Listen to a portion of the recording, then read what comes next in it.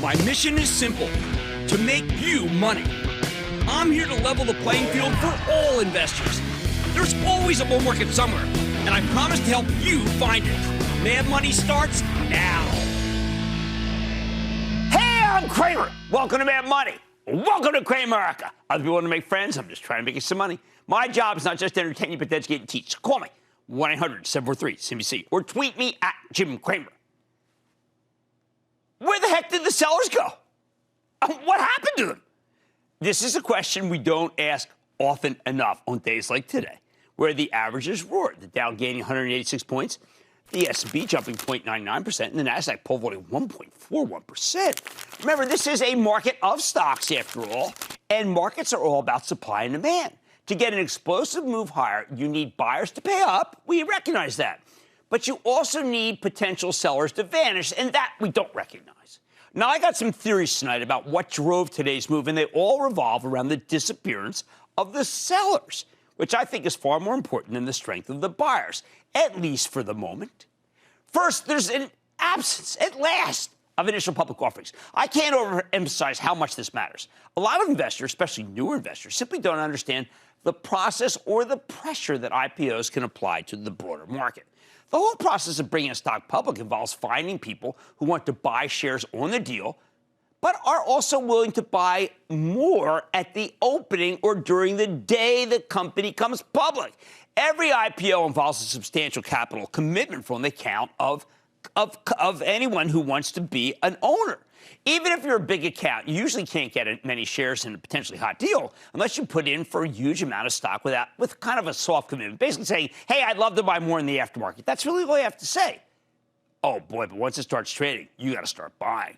Think about that through the lens of supply and demand. Every IPO represents lots of new supply, right? Which comes in and soaks up capital from these money managers, capital they can't use to buy anything else. Now, we've had 484 IPOs this year. That's ridiculous. It's 680% more than the same period last year when we only had 62 deals. It's a gigantic amount of new supply or merchandise of equity. There are a lot of fund managers who want to participate in these deals, but in order to come up with the money, well, they don't have it coming in over the transom. They need to sell their existing holdings. They're not getting much money at all, so they had no choice but to sell what they already own. And that put tremendous pressure on the stock market itself. But now we're headed into summer when the pace of new IPOs slow down, and that selling pressure has vanished. That's why I always hate to sell in May and go away.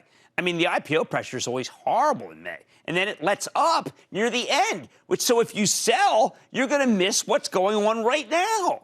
This is a huge part of what you're seeing today, maybe for the rest of the week. The deals will now be spaced out, so you can expect a lot less willy-nilly selling by hedge funds that want a piece of the next hot IPO, let alone mutual funds. Sure, we had Oatly last week, which went to a nice premium. We had Squarespace. Yet another painful direct listing landed with a thud, although today the stock rocketed nearly 10%.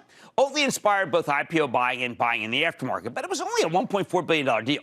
As for Squarespace, these smaller direct listings don't put much pressure on the averages because there's no broker cajoling you to sell other things and buy stock if you got stock on the deal. In short, closing the IPO spigot means the market's no longer being flooded with new supply from newly minted stocks that require selling of existing stocks to get done. Wow. That's great news. Second, at the end of the SPAC cycle has been a godsend for this market. There was a period late last year and early this year when SPAC investors thought they had a can't-lose proposition. They thought it was free money. Once the SPAC stock started going down after huge rallies, even through that $10 price, individual investors realized the joke was on them. So they stopped buying these things. That's what proved to be the SPAC's undoing, not the SEC, not the lack of quality, the lack of buyers and the excess supply. Take the supply away and you get today. In terms of stock supply, these deals can be unwelcome gifts that keep giving in the aftermarket, too, like the huge lockup expiration in QuantumScape, QS, the electric vehicle battery developer. But at this point, those shares get soaked up typically by victorious short sellers who need to buy in order to ring the register. They short ahead of a lockup expiration, and then they buy the stock. In the end, these SPAC deals have been a pox on the market. I think there are very few of them would have gotten through the traditional IPO process. One of them tonight, Utz, would have gotten through. They will not be missed. And if they try to come back again, they will be shunned. Promise me you'll shun them. Please? Third, it looks like investors had so much money that they didn't need to cash out of their savings, despite the pandemic. Highly unusual. You would have thought they had to sell just to make ends meet, let alone try to put money in the market. So just listen to what Brian Moynihan, the CEO of Bank of America, told us on Mad Money last week. For people who had less than $1,000 in a bank account, average balance on a monthly basis before the pandemic, they're now running 7 times that amount in their account. For people who had between 1 and 2,000, they're running 3 times. For people between 2 and 5,000, they're running 2 times. So the stimulus has been applied and delivered to the people who needed it most, and that's good. How did people miss that? You know, very rare. Periodically, you have an interview. That crystallized so much to me, and it just came and went. That's amazing information from a huge bank. Now, if you told me that individuals would have that much money in the bank at the end of the pandemic, more than they had at the beginning, I probably would have laughed in your face a year ago. But thanks to multiple stimulus packages, people didn't have to sell their holdings in order to pay their bills. In a normal recession, many investors are forced to liquidate their stocks. This time, we have totally avoided that. Fourth, the sudden downdraft in Bitcoin and all things in crypto seems to be over, at least for the moment. And I think that takes some sellers out of the marketplace. Remember, lots of people buy cryptocurrencies with borrowed money. So when these things go down, they need to put up more capital. To do that, they often sell their other investments, including, say, the S&P. When Bitcoin goes up, that selling goes away, takes the pressure off everything. That's the Bitcoin to S&P linkage I've been talking about. Most stocks can go higher if Bitcoin goes higher. Fifth, earnings season is finally over, except for a few stragglers. Once earnings season ends, buyback season begins in earnest. Now, I know many people lament the fact that companies are repurchasing their stocks high versus where they were a year ago. But back then, they were worried about bankruptcy and a collapsing economy, for heaven's sake. Now, flush with cash, they want to share it with their investors. We didn't start to see these massive buybacks until the pandemic began to subside. The more it diminishes, the bigger the buybacks will be, people. Six, remember when everybody was terrified by higher taxes on capital gains? What happened to that? I told you Biden would never have the votes in the Senate for such a dramatic tax hike.